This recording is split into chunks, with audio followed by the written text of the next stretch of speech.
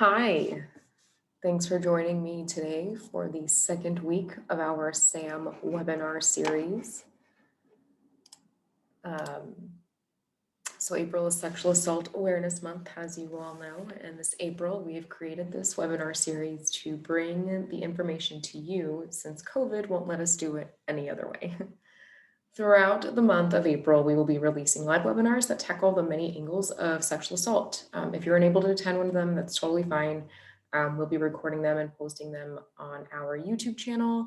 And you can find more information about this series on our Facebook page. So my name is Kate. My pronouns are she, her. I'm a sexual assault advocate with Family Support Center in Chippewa Falls. And for those of you who are unfamiliar with our agency, we are located in West Central Wisconsin, and we provide services to individuals and families who have experienced or are currently experiencing intimate partner violence and sexual assault or abuse. So our agency provides a wide array of services, including a 24-hour crisis line and support. We have advocacy services, including medical and legal advocacy. We have resources and referrals. We do support and educational groups. And then we also do outreach services for education and engagement. All of our services are free and confidential and available to anybody who needs them. We primarily serve the Eau Claire and Chippewa counties, but we have been known to help some folks outside of those bounds. So don't hesitate to call us if you need to. So today, what we'll be covering is trauma, what it is and the different types, how trauma affects the brain and the body, strategies for releasing the trauma from the body, and then I'll just briefly touch on some resources that I've kind of talked about throughout this webinar. So before we get started, I just wanted to say take care of yourself. I want to acknowledge that some of you here may have experienced trauma in your life. Trauma does affect everyone differently, and every person has their own way of processing that trauma. So you might find that today's topic is triggering, and if you need to, hit the pause button, take a moment to walk it out, breathe a little bit, come back if you'd like, or just turn it off. Whatever you need to do to keep yourself safe. Before we get started, let's go ahead and take a moment to just kind of center ourselves, breathe, listen, feel, see, and just be. Really think about the room you're in, how it smells. Maybe you can smell your perfume or cologne, just a hint of it. Maybe you've got the windows open and you can smell whatever's going on outside. What do you hear? Do you have music going on behind you? Is it quiet? Can you hear the cars going past your house or your apartment? Maybe you can hear your computer running. Maybe someone's at home watching TV. Maybe you have a cat and they're messing around behind you, purring, cleaning themselves, getting into the catnip. What do you see? Are you looking at your computer screen? What's around you? Maybe unfocus your eyes a little bit. Just kind of let them stare off into space. Let everything blur. Think about what you can see in your periphery. Maybe there's a bookshelf, a wall, a painting, a couch, a window, whatever it is. Just kind of be in this moment for a little bit. Let yourself take in all of these smells, sounds, sensations. And then to get us out of this very relaxing space, we're going to take one big deep breath in. So breathe in real deep. Hold it at the top for 3, 2, 1. Let it all out. One more time in. Hold it in for 1, 2, 3. Let it all out. Beautiful. How's that feel? Good? Yes. All right. So let's get started. So I want to start today by talking about what trauma is. So a lot of you already work in the helping profession and already practicing trauma-informed services. Some of you may have even experienced some trauma in your life. I chose this definition from dictionary.com. It's a medical definition because I think it really encompasses what happens when somebody is traumatized. So this says a serious bodily injury or shock, as from violence or an accident, or a severely disturbing experience that leads to lasting psychological or emotional impairment. I really like how that talks about that psychological or emotional impairment, because that can definitely happen when people are traumatized, and we will talk a little bit about that when we go further along. But just to kind of like reiterate, trauma can be experienced by any individual who is faced with any sort of event or events or a situation that poses some sort of threat and results in harm, physical or otherwise. So, we'll go over here in the next slide what might cause that trauma. So, the types of trauma that people can experience are acute, chronic, and complex. So acute trauma is kind of like a single or isolated event. This can be a sexual assault, sudden death or loss of a loved one, a natural disaster, a car accident, maybe a mugging, a home invasion, which sounds maybe just like a burglary, not necessarily a home invasion. Chronic trauma is something that's more long-term and prolonged and repeated. So sort of like domestic violence is definitely going to be something that could cause chronic trauma. War, definitely combat veterans experience PTSD because of that chronic trauma. Then there's complex trauma, which is like multiple and varied traumatic events. So you can have, you can be in a domestic violent relationship and then also experience, some of those acute traumas. So like a sudden death of a loved one, or there's a terrible accident, or a natural disaster. So just, trauma compounds trauma. And that's what that complex trauma is. So now that we've talked about what it is, we won't spend too much time on it because I know y'all are pretty aware of it. We want to talk about how the brain is affected. So this picture shows what happens to a brain that is experiencing PTSD and a brain that is not experiencing PTSD. So you can see in the PTSD brain, there are certain parts of the brain that are more lit up than the other parts of the brain. And as we go to the next slide, we'll kind of get an idea of what is happening in these pictures. So when you are experiencing trauma, our brains go into overdrive. The amygdala, which is right here, takes in sensory input from the hypothalamus, which is just over here,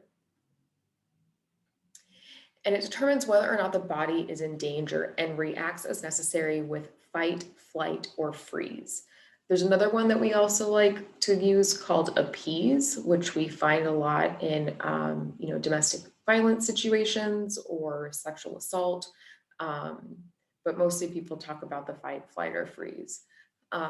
So what happens is when somebody is traumatized, that experience gets stored in this brain as a sensory memory. So just like, we went over our senses earlier, just a minute ago, we talked about smells and sounds and feelings and things you can see.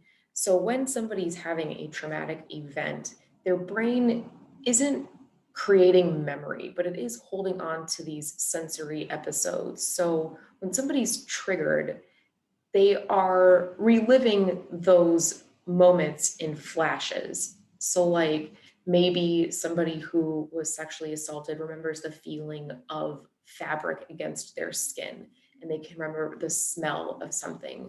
Or a person who is a combat veteran, when they hear like fireworks during the 4th of July, that might remind them of gun sounds. And so they don't have these, um, specific memories, but these little flashes, so these triggers. And when we are faced with a trigger, the hypothalamus processes it to the amygdala, which registers the sensations from that trigger as a current danger, even though it's not. So, for instance, like fireworks going off, or maybe the smell of beer, or that feeling of fabric against the skin. So they're not in danger, but their brain is telling them that they are.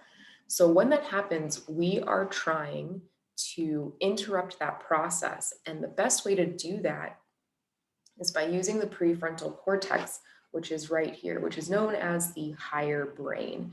So this part of our brain is the last to be developed, and as a result, is the one that we need to kind of view ourselves from above, not like an out-of-body experience though, but as a way to control our feelings and emotions and responses. Um, so that part of the brain will send a message to the rest of the body that says it's safe if we are able to exercise it, which we will talk about later. So, interrupting cow. I really love this picture. It makes me very happy. Um, so, we want to interrupt that process of the amygdala having its, flip out. So, how do we do that? That is when we get into mindful movement. So in the last webinar, Annette talked about the different types of somatic practices that can help get you back into your body. So somatics is just another way of saying mindfulness. It's the practice of using your mind-body connection to survey your internal workings. So just being aware of what is happening inside of you, and also being aware of what's happening outside of you. So some of the things that Annette talked about in the last webinar were the grounding technique, martial arts, particularly Tai Chi, yoga, dance, and meditation. So grounding. So this grounding method is typically taught to be used while you're kind of sitting still. A lot of kids like to use this, but I like to do it when I'm on the move. So when I'm walking, like, we're in this beautiful state. Some of you might be in a different state, but it's coming up on spring and summer. And so being outdoors is something that we can definitely do more often. So when you are outside and you're moving, think about 5 things you can see. Can you see trees, birds? Maybe you can see little buggy things flying around. Maybe you're out at like 4 or 5 o'clock in the afternoon when the sun is that really beautiful goldenrod yellow and everything is super bright because of it. You really want to think about those visuals. 4 things you can feel. So if you're outside and you're walking around, maybe you're like, well, how can I feel that? But you can feel wind as it's, flowing over you when you're walking. You can feel humidity. So if you are in a more hot climate, you might feel that thickness that you get with that humid air. Maybe you feel raindrops if it's raining. Maybe you feel the heat, maybe not humidity, but just the heat of the sun on your back, or maybe the way that your hair feels if you've got sun on your hair, or if you're wearing sunglasses. What does that plastic feel like against your face and your temples? So just really concentrate on these really innocuous moments that we really wouldn't think about. You really want to think about those sensations. 3 things you can hear. So kind of like we were talking earlier today, like, can you hear the sound of your computer? You know, it's just little things like that. So maybe you can hear the wind. Maybe you hear the leaves, you know, rustling with the wind. Maybe you can hear like tree branches creaking. Maybe you can hear water rushing or birds chirping or kids laughing, you know, people joking, cars driving by, any little thing, even like the sound of your own footsteps on the grass or concrete. Things you can smell. This can be a little tricky because we all want to smell pleasant things. Nobody wants to smell disgusting things. But if you're outside walking, you have no idea what your nose is going to be confronted with. So what can you smell? Like, do you smell fresh flowers? Do you smell the dog that just used the bathroom? Do you smell concrete after a rainy day? Like, what is it that you smell? And then things you can taste. Maybe you've got a bottle of water with you. Maybe you're chewing some gum. Maybe you open your mouth and just let the air flow through it. That sounds kind of strange, but that's okay. You're by yourself on a walk. No one's going to know. You can taste the wind. So think about that. And if you're sitting at home by yourself, you can also do these things. And maybe you can taste fruit that you like, or perhaps, you know, some sort of dinner. So yeah, but this technique can be used really anywhere. But again, it is really good to use when you're on the move. So the next one is martial arts, particularly Tai Chi. So Tai Chi is a Chinese martial art that is primarily used today for its health benefits. It was at one point used for self-defense, but particularly here in the States, it's used for like, you know, that kind of calm feeling that it brings. Then also the physical health benefits too, that you get with meditation, which we will talk about later. So Tai Chi uses movements that are very controlled, very slow, and very intentional. And so there are a set of movements that you do and in an order. It's often practiced in class settings. I have never practiced Tai Chi. I do find it to be beautiful though. And I have met people who have used it before and they have really talked about the benefits that they felt of it. So I know that a lot of cities will have some sort of, you know, studio that will teach Tai Chi. In the last city I lived in, one of the local martial arts studios offered Tai Chi for adults. So if that's something that you're interested in, just, you know, type in Tai Chi near me in your Google search bar and you might find something that you really enjoy. So the next is yoga. So we all know what yoga is. We've heard all about the benefits for our bodies and our brains. We've also seen the pictures. Usually it is depicted with very thin white women in exotic places or sweaty studios. Unfortunately, because of the commodification of yoga, it's really done a disservice to everybody else who can benefit from it. You do not have to be thin, white, female to enjoy yoga. Yoga can be enjoyed by anybody. You just have to have a body. It is definitely good for your body. It strengthens your muscles. It increases your body awareness. It increases your balance. If you're a vinyasa person, which is just like another word for one of those like really intense flows, then you're probably ripped in a lot of ways. But if you are, you know, like me, and you're still sort of new to yoga, or you need something a little slower, then one of the benefits that we don't hear a lot about would be the breath work. So in yoga, breath is used often. And though it is not the main component of yoga, it is definitely one of the many beneficial components. So in yoga, when they talk about breath, every movement that you make either requires a breath in or a breath out. So down dog is a famous pose. And when you are in upward facing dog, like this lovely person is right now, they're breathing in as they're going up. And then when they go into down dog, which is that fun pose where you're in like an inverted triangle, well, not inverted, you are in a triangle, then you push that air out. And so this focus on the breath really helps, bring awareness to the body. And it helps, get oxygen into your blood and your brain, which is always a good thing. So according to NBCnews.com, the breathing in yoga, it can help chill our bodies out by reducing the activation in our sympathetic nervous system, which goes back to that fight, flight, or freeze response we talked about a few slides ago. So when our bodies go into that fight, flight, or freeze response, we have a really hard time kind of getting ourselves out of that. Consistent practice of yoga and breath work can help you learn to control that response in a safe environment so that when you are feeling unsafe or triggered, then you can kind of use your breath to refocus yourself and get yourself out of that moment.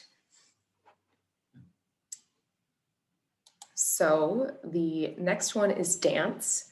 Dance, like yoga and Tai Chi, centers your focus on the body.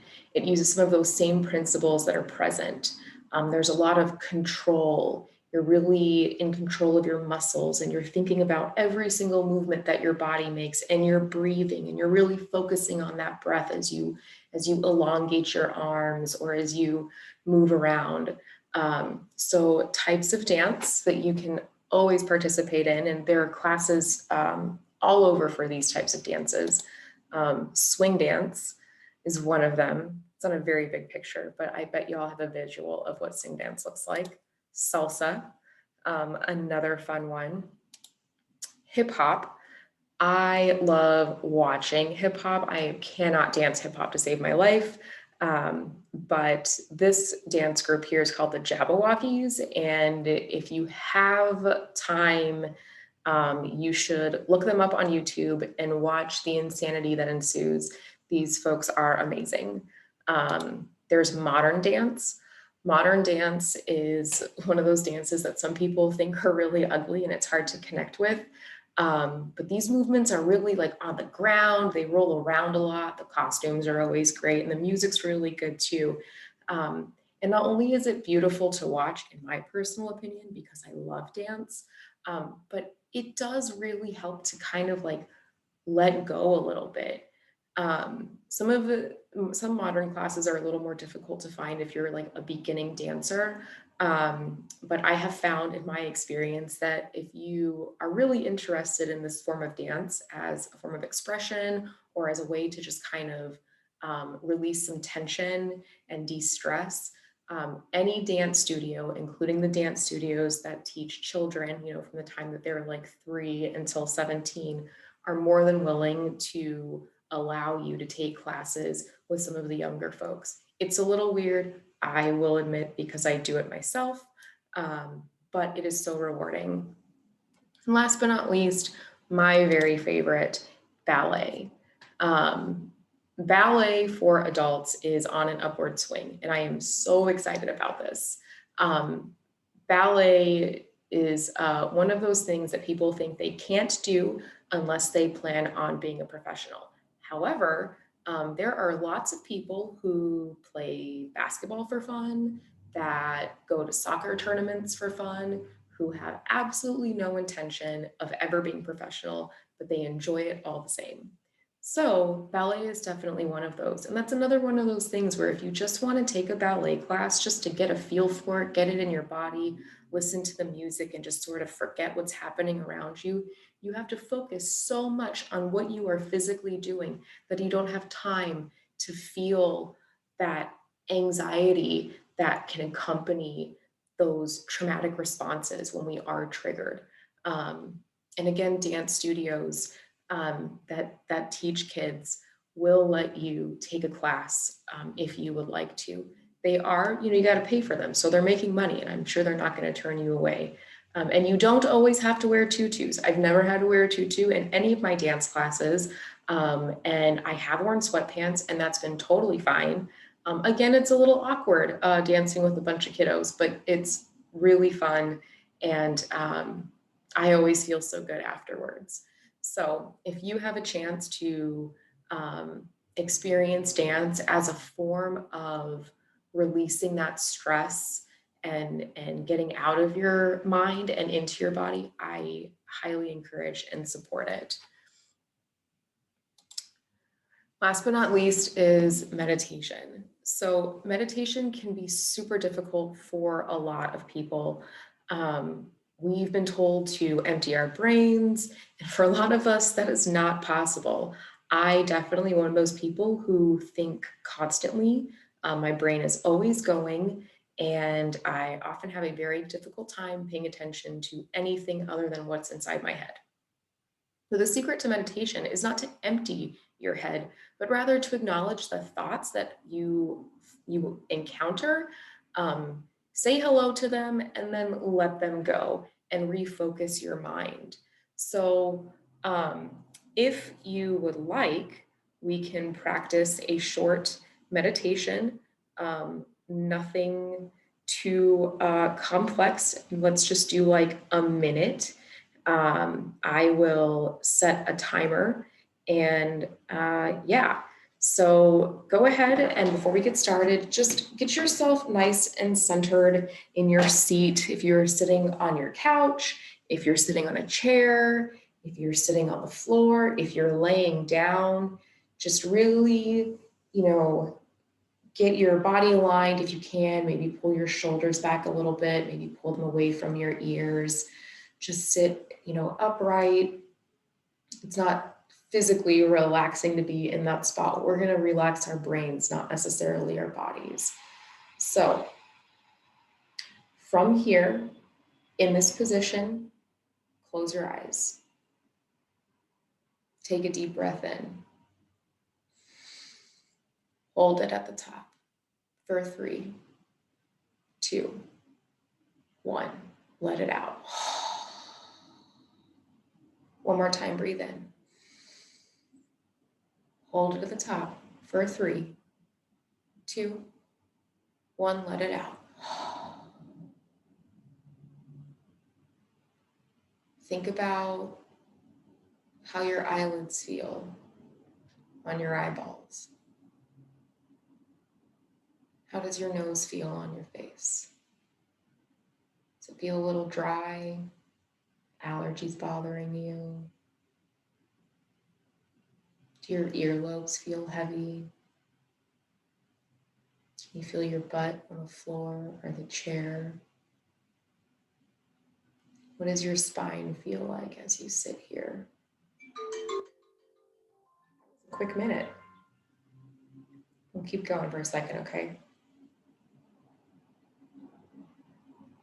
So just really focus on those physical sensations and be still. Every time your mind wanders, you think to yourself, this is dumb. Think about how your body feels. Think about the weight of your shoulders. How do your feet feel on the floor, the carpet?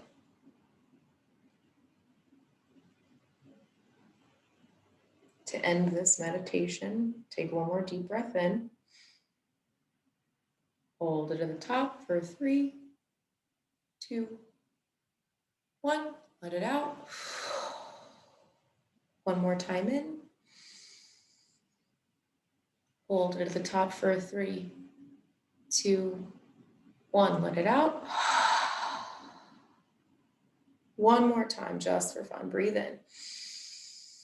Hold it in for 3, 2, 1. Let it out.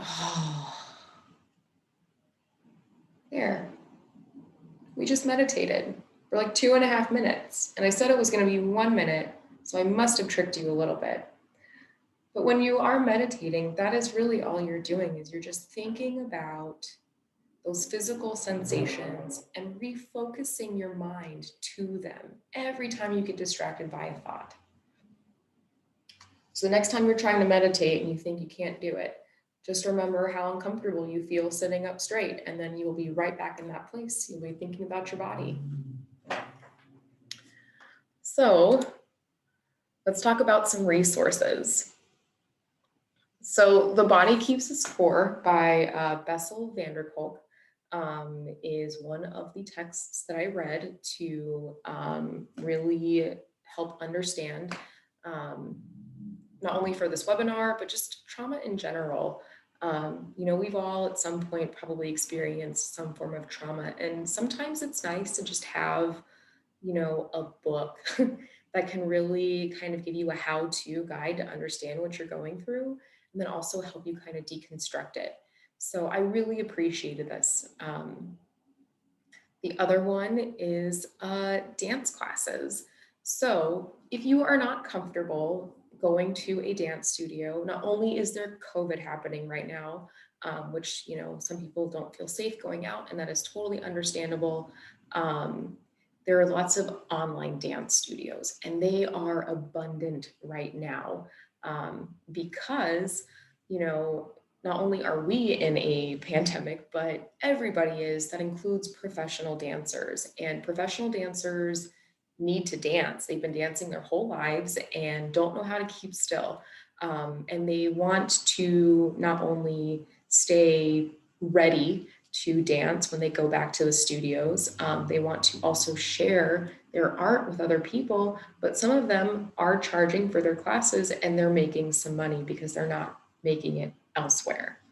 I don't pay for any online dance studios because I pay for a physical dance studio. We socially distance and wear masks while we dance, so I feel safe there. But there are a lot of free classes that you can take. One of them is Turn It Out with Tyler. Tyler Peck is a principal dancer with American Ballet Theater. And I think it's like Wednesday and Saturday, maybe it's every day of the week, I can't remember. She offers a free ballet class on Instagram Live. And it's filmed in her living room, and she does, beginners tips and advanced students. So you can, get your iPad or your phone or whatever you have, and you can put it on and get yourself, like, pull up a chair or a countertop or a wall, and use that as your bar. And you could take a dance class. There are also tons of dancer tips and classes that are on YouTube. One that I really like is called Lazy Dancer Tips. She is a ballerina from Italy, also a professional dancer, and she has like short 5-minute little things that anybody can do. Catherine Morgan is another ballerina who offers a YouTube channel full of, dance techniques that can be used by anybody. And not only are they good for focusing the mind, but they're great for, your body as well, just for body awareness. Yoga is another thing you can get an abundant of on YouTube.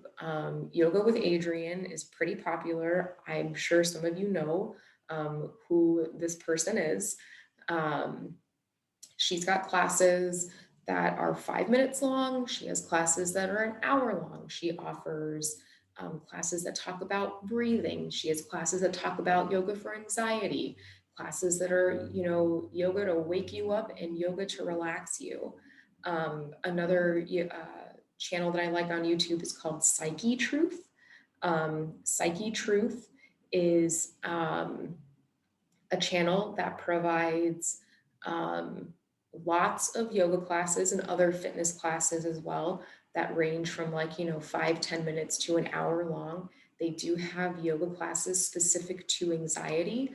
And some of the people who run the website are practitioners in other naturopath, health lifestyles, and they have lots of other suggestions that are great for using if you are looking for health and healing. And then last but not least, Family Support Center is a great resource. We have that 24-hour crisis line and advocates available to talk with anybody who needs it. Um, and if they need resources, Family Support Center can offer those that are in the area, or other suggestions for ways to help decompress, maybe shake out some of that anxiety. Because sometimes it's just easier to manage your trauma when somebody else is helping you with it.